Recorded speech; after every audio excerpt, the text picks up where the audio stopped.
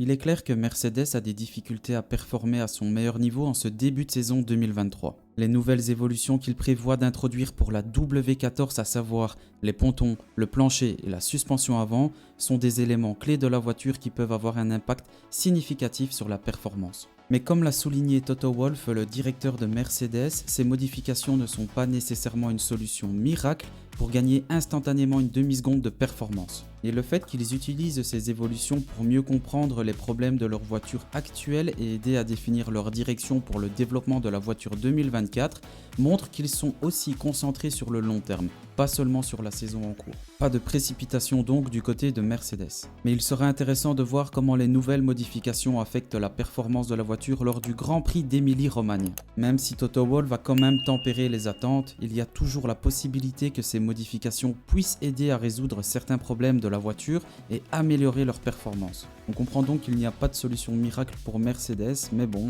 les évolutions prévues pour le Grand Prix d'Imola sont vraiment très attendues. Dans le paddock de la Formule 1, la tension monte chez AlphaTauri, l'écurie sœur de Red Bull. Le pilote Nyck de Vries se retrouve sur la sellette, son siège menacé par une éventuelle substitution par Daniel Ricciardo si ses performances ne s'améliorent pas très rapidement. De Vries, dont l'entrée en Formule 1 a été pour le moins difficile, risque de se retrouver dans une situation très précaire si les choses ne prennent pas une tournure positive. Helmut Marko envisage sérieusement de faire revenir Daniel Ricciardo, actuellement 3e pilote chez Red Bull, pour le remplacer.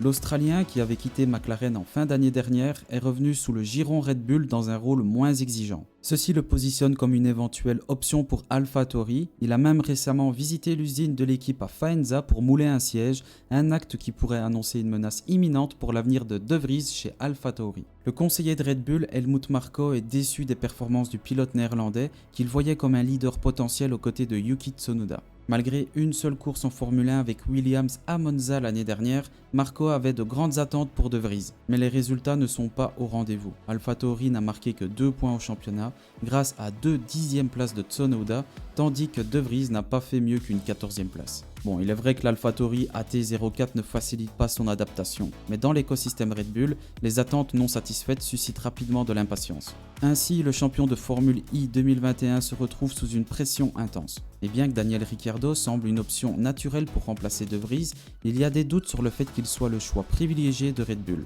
Son statut de 3e pilote contraste avec son désir de prendre une année sabbatique et ses ambitions de revenir en première ligne. De plus, Red Bull pourrait préférer conserver l'identité d'AlphaTauri comme une écurie formant les futurs talents. Bon, parmi les options alternatives, on peut retrouver Liam Lawson de la Red Bull Junior Team qui excelle en Super Formula cette année avec une victoire au Japon, pourrait vraiment être un choix opportun pour AlphaTauri. Une autre possibilité serait Ayui Iwasa qui se distingue en Formule 2 avec 2 victoires en 2023 et occupe actuellement la 3e place du championnat pilote.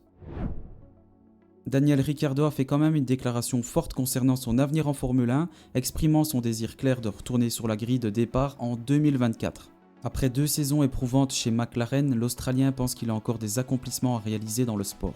Depuis qu'il a endossé le rôle de pilote de réserve pour Red Bull, Ricciardo a prudemment déclaré son intention de se ressourcer mentalement, loin du stress intense de la compétition. Il a cherché à évaluer tout simplement si sa passion pour le sport était suffisamment forte pour répondre aux exigences de la Formule 1 ou s'il devait envisager d'autres chemins pour sa carrière. Son rôle chez Red Bull, principalement marketing et simulation, lui a permis de rester en contact avec l'environnement du paddock. Ricciardo a confirmé qu'il sera sur la piste en juillet, pilotant la puissante RB19 lors des tests de pneus pour Pirelli à Silverstone. Dans une interview avec ESPN, il a été plus explicite sur son désir de retrouver la Formule 1. Il a déclaré « Je suis vraiment dans une situation très confortable et j'en suis très heureux. Est-ce que je voudrais faire cela pendant 2 ou 3 années supplémentaires ? Probablement pas. Mais pour cette année, c'est certainement une bonne chose pour moi. » Avant d'ajouter que pour l'instant, mon souhait est de revenir sur la grille de départ l'an prochain. J'ai l'impression qu'il me reste encore des choses à réaliser. Je reste dans le circuit, je me prépare et tout le reste. Bon, ce désir de revenir en Formule 1 a également influencé sa vie en dehors de la piste, le poussant à envisager certaines expériences avant que ses obligations de pilote ne lui en laissent plus le temps. Et le pilote australien s'est exprimé « Je suis en train de cocher quelques cases, car si je reviens sur la grille l'année prochaine et que j'y reste pendant les 5 années suivantes par exemple, il y a peut-être des choses que je ne pourrai plus faire. Je veux cocher quelques cases pour moi, pour m'épanouir. Le marathon de New York est un exemple. Quelques amis l'ont couru l'année dernière et ça m'a semblé plutôt cool. Il y a ce genre de choses auxquelles je pense et que je n'aurai évidemment pas l'occasion de faire lors d'une saison normale, alors j'ai envie de me lancer et de faire des choses comme ça cette année. Il manifeste enfin son envie de revenir sur la grille l'année prochaine et ça fait plaisir. D'ailleurs, dites-moi dans l'espace commentaire où est-ce que vous aimeriez bien voir revenir Daniel Ricciardo en 2024.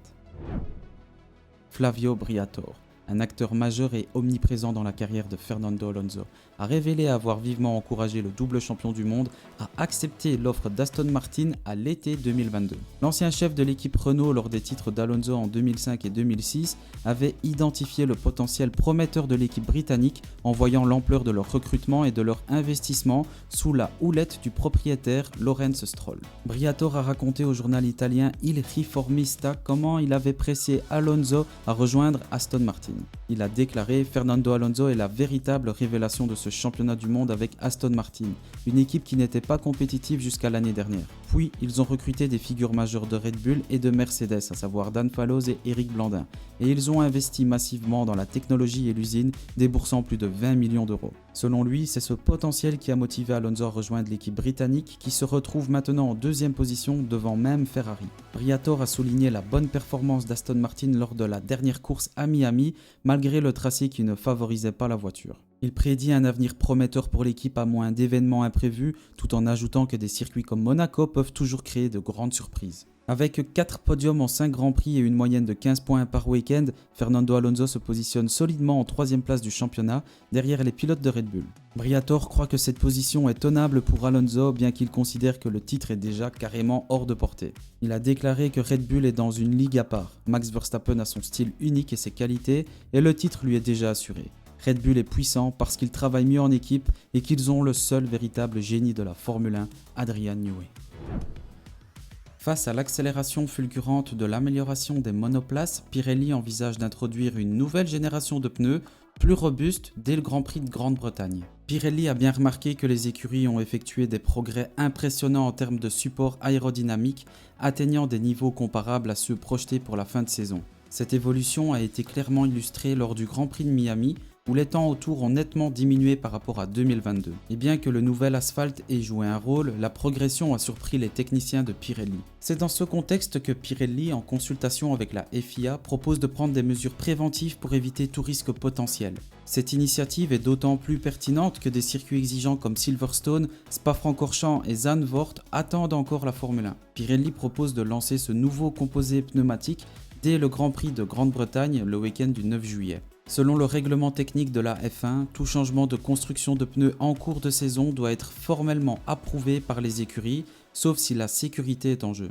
L'article 10.8.3 précise qu'une fois les spécifications des pneus établies pour la saison, elles ne peuvent pas être modifiées sans l'accord de la commission F1. Cependant, la FIA peut décider de modifier la spécification en cours de championnat pour des raisons de sécurité, sans préavis ni délai. Une approbation de la commission F1 est donc nécessaire pour ce changement, requérant le soutien d'au moins 8 des 10 équipes sur la grille. Si le changement est validé pour Silverstone, la question se pose de savoir quand les équipes pourront tester ce nouveau composé pneumatique. Et de son côté, Pirelli souhaite qu'elles aient l'opportunité de le faire avant une course. Le Grand Prix d'Espagne, début juin à Barcelone, pourrait être un lieu de test approprié avant le déplacement au Canada et le format sprint en Autriche. Et bien voilà, c'est la fin de cette vidéo, j'espère qu'elle vous a bien plu. Si vous souhaitez soutenir mon travail, n'oubliez pas le petit like et l'abonnement si ce n'est pas encore fait. C'était le Secteur Purple, salut salut!